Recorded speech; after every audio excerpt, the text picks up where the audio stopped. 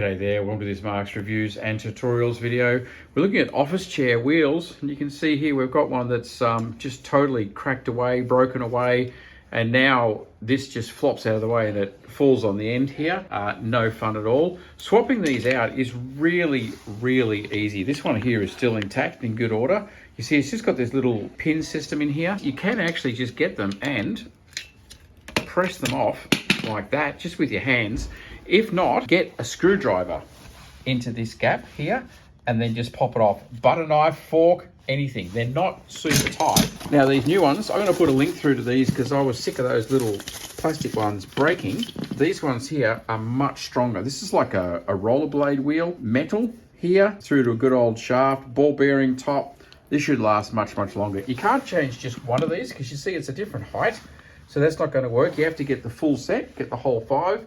But I'll put a link through to these ones if you want something a bit stronger. But that's how you pull them out. They also come with a thread. And if that's the case, then you just spin them out on the thread and swap them over. So you do need to have a look to see whether you've got the thread style.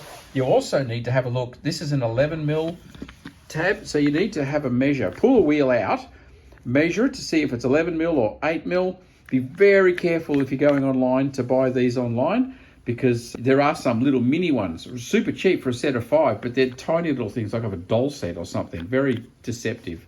So measure that, because there's 3 different sizes of the clip-ins, and see if it's a thread or not. There you go.